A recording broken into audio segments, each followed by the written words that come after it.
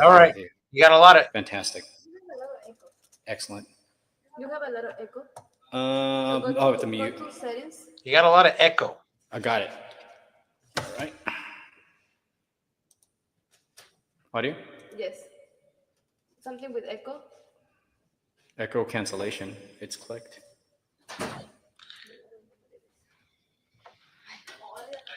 Reduce mic background. That's audio. Reduce. Okay. So Hello. Oh yeah. Stereo audio. Everyone must be. Hello. Still too loud? that's bad. All right, better? we'll do That's it. better. We'll do it. Let me just get this set up. Are we already recording? We are. Excellent. All right. Today's topic, we are going to be talking about riders' rights and crash response. Welcome. I am Mel, your host for Tuesdays with Mitch, and we are here with the expert himself, Mr. Mitch Broner, your personal injury lawyer with over 30 years of experience, here to answer your questions or give you insights about important topics that might be useful in the personal injury world. How are you doing, Mitch? Doing great. Doing great. Happy to be here. Happy to be sharing some information. Hopefully, people will find it informative and entertaining. Yeah, definitely. So I know we talked about it last week.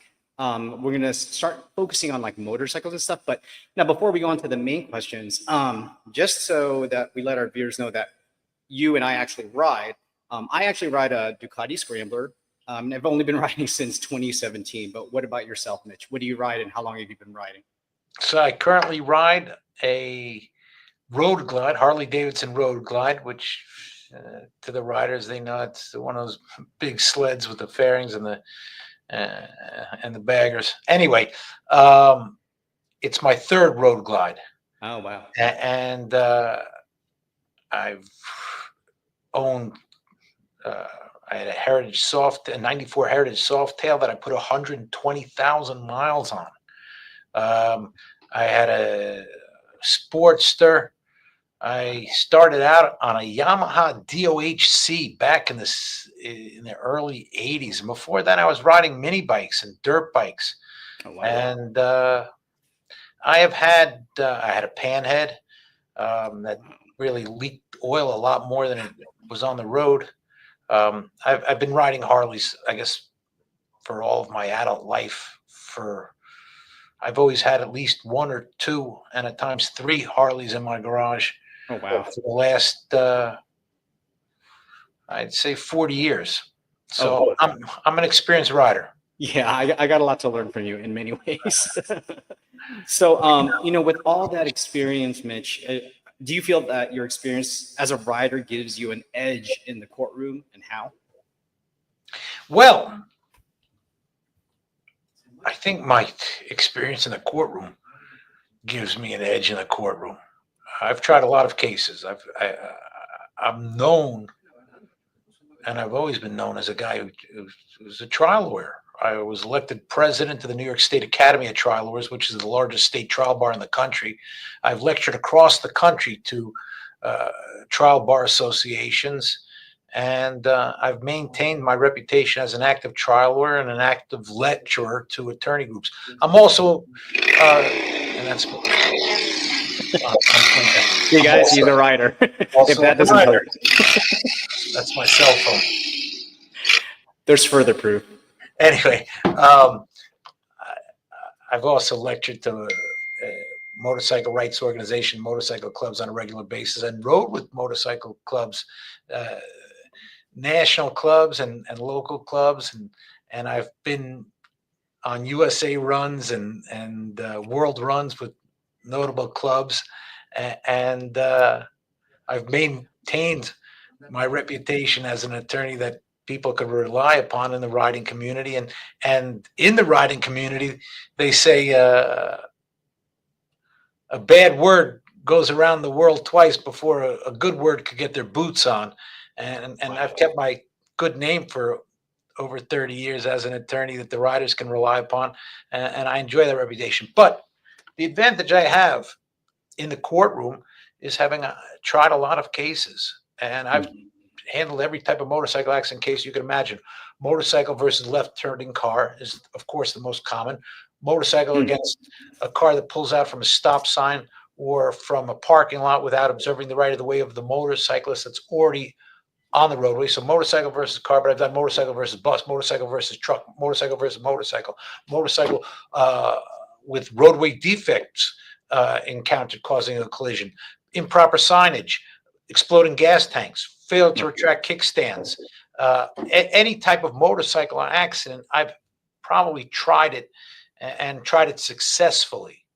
And that's given me an advantage. I have had, in addition to being an experienced rider, I've had numerous accident reconstructionists on the stand that have talked about the physics involved in a motorcycle collision. And in order to put this expert on the stand, I had to understand the physics myself.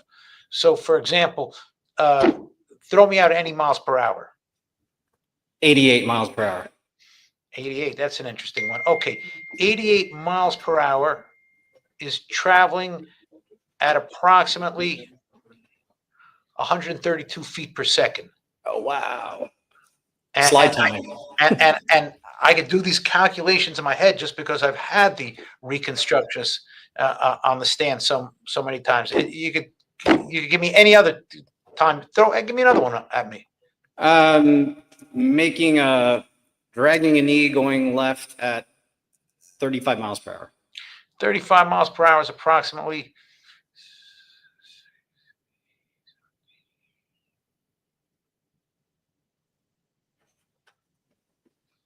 48 feet per second. Who needs a calculator, folks? They got Mitch. Well, anyway, I also know that the coefficient of friction of a typical motorcycle sliding on the side is the same coefficient of friction as a motorcycle with two wheels locked. And I've had to encounter evolving technology because now a lot of the bigger bikes have linked braking where the front and the rear will computer calculate the right amount of pressure so that the wheels don't lock up with anti-lock brakes. And so you could put too much pressure on the rear and the front's going to engage, or vice versa. But those are only typically in the bigger bikes, and you got to pay for that. Not everybody does. And I've rode the older bikes as well. Yeah. And I know about braking systems and stopping distances and how the physics can change who's at fault for a collision. And I use that to the rider's advantage. Yeah, definitely. I mean, yeah, with your experience, and I think you had mentioned before that you've actually been in a crash yourself. I broke my wrist, my ankle, and 7 bones in my back in 1992 when a cab ran a red light. I was riding in Manhattan. I was going through, at that time it was called the Pan Am building. Now it's the MetLife building. Oh, yeah. And it's an S turn and coming out onto Park Avenue, and a cab crashed into me. And I spent a lot of time in the hospital. And then it took me about 1.5 years, but I started riding again.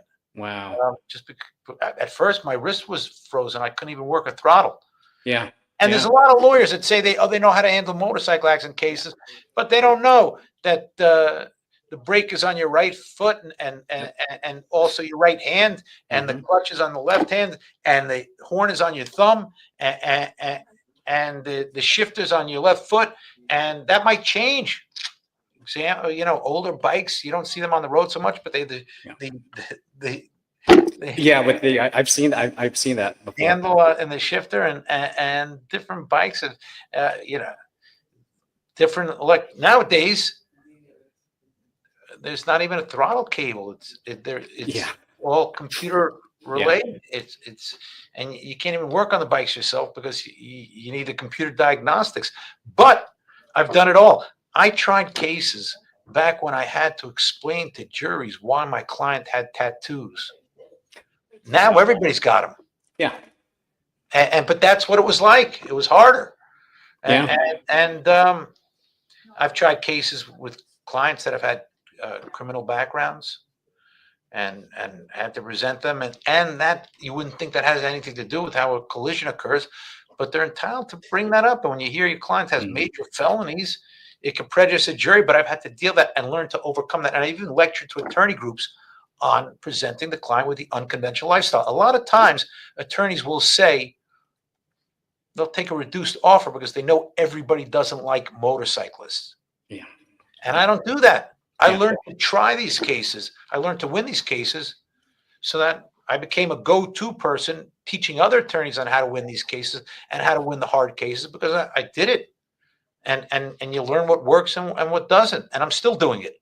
Yeah. And I enjoy it. And I enjoy it. Yeah. So like with that, like what would be the first thing a rider should do right after a collision? Okay, the first thing is you got to take care of your health. So many times I talk to people and they're like, well, I didn't call an ambulance because I wanted to secure my bike. And I'll tell you a warning story. Had a client. He was in upstate New York in Binghamton, had a collision. He called up his wife and he said to his wife, I'm not going to be making it home. I got into an accident. I think I'm okay. I might have broken my leg. Don't be concerned. It turned out he had a brain bleed and he died. Died in the hospital. Never spoke to his wife again. Now, with brain injuries, they're not always fatal. But there's a known phenomenon called neuroplasticity where you can have significant recovery if you're given the right and appropriate attention. And, you know, sometimes you bang your head, you don't even realize it till you look at the helmet because your adrenaline's pumping. Yeah. Or you might think you rang your bell, but you think you're okay. Like when I was a kid, I played ice hockey. There was no such thing as concussion protocols, and you know, unfortunately, that's the way it was. But there's better knowledge out there. So the first thing is don't worry about the medical bills. A good lawyer can help you with the medical bills. We can take care of that. You lose time from work, that's unfortunate.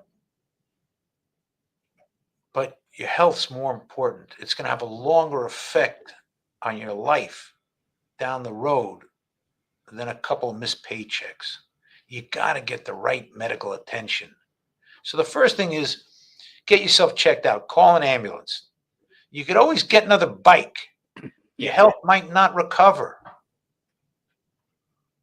You love that bike. Oh, you don't know, it's a show bike. I put all the parts. No, it doesn't matter. Yeah. You could always get another bike. You can't get a new head. It's the only one you got. You got to get yourself looked at. And you got to give the doctors all of your complaints, not just what you think hurts most. You have to have them check you out. So that's the first thing is your health's the most important. More important than any money I can get somebody is their health. That's number one. Number two, of course, you'll make my job easier if I know immediately what evidence is out there. If you have the wherewithal to take some photos of the accident scene, that could be helpful. We can go and investigate an accident, and typically, a lot of evidence disappears within hours, some disappears after days, and some will be around for a week. But there's a time factor. For example, nowadays there's more and more surveillance. Everywhere there's cameras. Typically, those security videos are taped over after a 72-hour loop, sometimes after 48 hours. That might show how a collision occurred. And otherwise, it might be your word against theirs for what color the light was or how fast somebody was going. And we can immediately scour the area and look for evidence that might prove the rider is entitled to compensation. Right. Wow. So that's amazing. And you're right. Like there are a lot of cameras. I know when I was working in the motorcycle dealership, almost every other rider had some sort of camera either attached to their helmet or attached to their bike. So that's a really, really good point. So let's get to the next question here. Like from a legal standpoint, what are the biggest mistakes riders make immediately after an accident? Well, first of all, they talk to the insurance carriers without being prepared by an attorney. These insurance carriers, They're not your good neighbor. You're not in their good hands. They're big businesses. They're not some friendly lizard. They're big businesses. They make money for their shareholders by collecting as much as possible in premiums and paying out as little as possible in claims. Additionally, by law, they are required to set aside money to pay out on known claims. That's called their reserves. But they invest their reserves, which means they're required by law to set aside money to settle claims. But while that money's sitting there, they can invest it and make money on their investments. Simple interest means the longer it sits there, the more likely that investment is going to grow. So they have a built-in financial incentive to pay out as little as possible, as slow as possible. Wow. That's their business. They're in the business of making money for their shareholders, not making people happy. It's not a charity. Yeah. They're businesses. A lawyer, like myself, my expertise is in separating insurance carriers from their money on behalf of my clients. And the more money I get paid, the more my client gets paid. The more my client gets paid, the less money the insurance carrier has. The Insurance Institute's own studies show that claimants with an attorney are more likely to get over 3 times as much money for their claims as they would ever get without an attorney. When you speak to an insurance carrier to report your claim, they sound perhaps concerned, perhaps friendly. Yeah. And they ask to take a recorded statement. When they do, you got to say, sure, I'll give you a recorded statement after you clear it with my attorney. Good. And I'll make sure that no client of mine is going to give a statement that they don't have to give, that's not to their benefit. And if they are going to give that statement, they're going to be prepared beforehand. Just like that's their right. And they don't pay for that right. If we don't win the case, there are no fees. So I have an incentive to win the case. The carrier has an incentive to win the case too. But if the carrier wins the case, the motorcyclist doesn't get paid. Yeah. Not for their injuries, not for their pain and suffering. So the most important thing is get an attorney right away. It can only help. Yeah, definitely. I mean, you have no idea how many people that I've met when I was working in the motorcycle industry who just didn't know who to call, or they just didn't know the right person to call. They would just find random people online. So it's amazing that there's someone like you out there to really honestly help riders, because you are a rider yourself. So that's such a great I thing. always like to say, I don't wish an accident on anybody. Yeah. I don't wish injuries on anybody, because that would be bad karma, and I wouldn't be able to think of myself as a decent human being if I wished ill will on people. I don't wish injuries on anybody.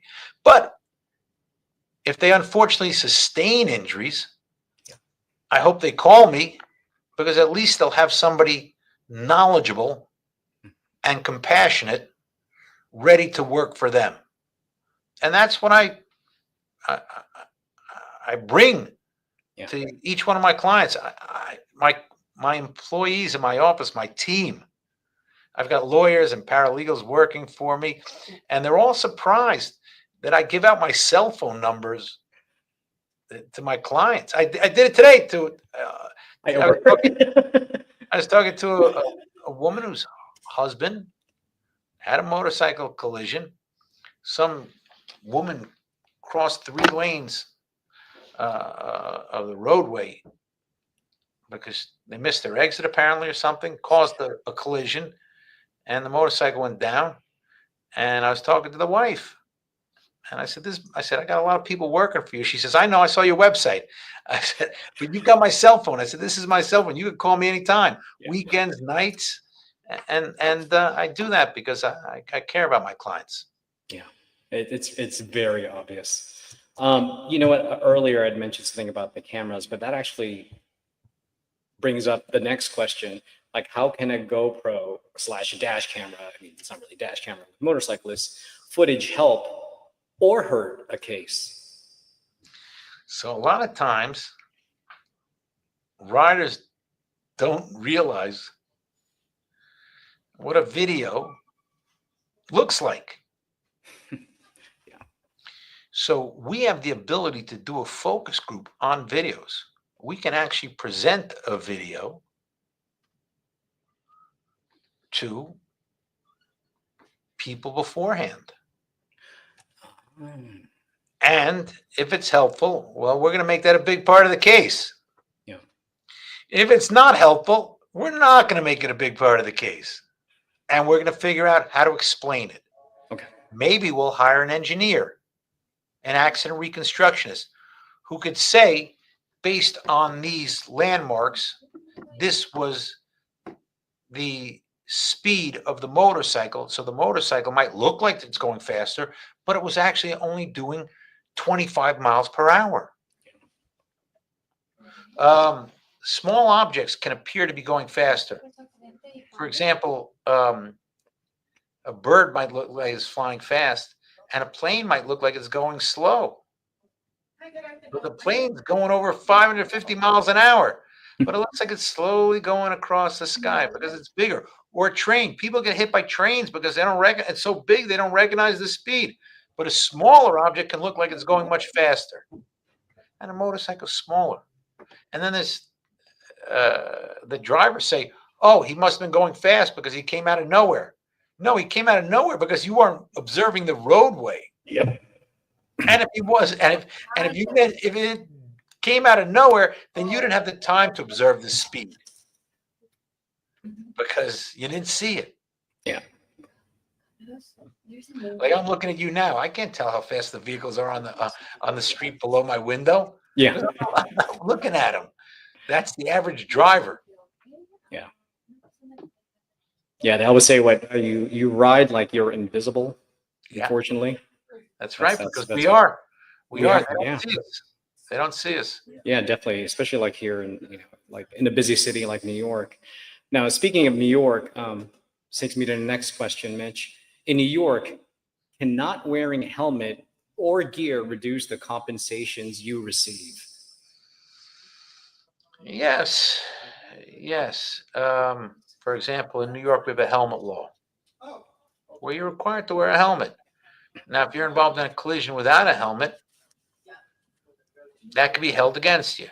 And I'm sorry to interrupt you. And it has to be DOT approved helmet, right? You can't just throw on any helmet. Is that correct? I believe that the section of the Federal Motor Vehicle Safety Code is 5291, but I didn't look it up. But No, that's it. Yeah, I think you're right. Yeah, if I remember correctly. Yeah, because I used to sell helmets, so I had pay attention to those little things. so anyway, you're supposed to have a qualified helmet, and Okay. it's good to have one that's going to work. Yeah. But at the same rate, not every helmet does. I've handled helmet cases because the helmet wasn't working the way it was supposed to work or designed to work. Yeah. And helmet cases are difficult cases. But even if you're wearing a non-DOT helmet, that probably isn't going to become a big part of the case if the police officer just wrote down he was wearing a helmet. Yeah. If the other side says they want to see the helmet and they start to make a big deal that it wasn't DOT approved, I haven't seen that. Okay. And like I said, I've done more of these cases than anybody. Yeah. So, Definitely. you should wear a DOT helmet for your own safety, but nobody's really checking after a collision, typically. Yeah. Typically. Unless it doesn't work the way it was supposed to. You bought an expensive helmet and it didn't work right. Well, that could be something. In other states like Connecticut, there's no helmet law. Right. But then again, even in New York, you could not be wearing a helmet, but you can make the argument that these injuries wouldn't have changed if you were wearing a helmet. Ah. So it depends on the injury sustained, Yeah. Yeah. and that's an important variable. Yeah. Wow. I never knew about that. Well, let's go on to the next question, Mitch, and thank you so much so far for all this great information. But what advice do you give riders on documenting their crash scene to protect their rights? Take as many photos as you can. It doesn't cost anything to develop film anymore. Nobody does that. They've got it on their phone. Yeah. So take as many photos from as many possible angles as you can, Okay. and you don't have to advertise it. Go around like your CSI. Yeah. You know, Yeah. because then it looks like he was more concerned about making money on his case than his injuries, and the whole thing seems phony. But I would say, take your phone out, and I'm just calling up my wife, and Yeah. Okay. I think that's probably a better. You don't have to start running around, but because your health's more important. Moving around might not be the best thing for you if you've got some broken bones or something you don't realize. Yeah. There, go around, take some photos. At least we can locate where the vehicles were and do some basic physics. Then, of course, when the police arrive, if you call an ambulance, the police are going to arrive. Now, there's some motorcycle clubs that think, I'm not allowed to talk to the police under any circumstances. That even after a collision, they're like, no, I can't call the police because that's the rules. But I think it's always permissible to say what the driver of the other vehicle did wrong. Okay. You don't need to tell them what you did wrong. You never have to tell a police officer, I only had 3 beers. You never have to tell on yourself. Got it. Okay. But if you say the other vehicle ran across 3 lanes, that could be helpful. Okay. Wow. Amazing. Well, that's some really great stuff, and a great, hopefully, introduction to what we'll be doing more in the future in terms of focusing on motorcycle cases and just educating motorcyclists out there in general. And so with that, there you have it. Just yet another amazing learning moment with Mitch. In case you do need a lawyer, please do not hesitate, especially if it's a motorcycle case, please do not hesitate to call us here at Proner & Proner at 1-800-321-1234.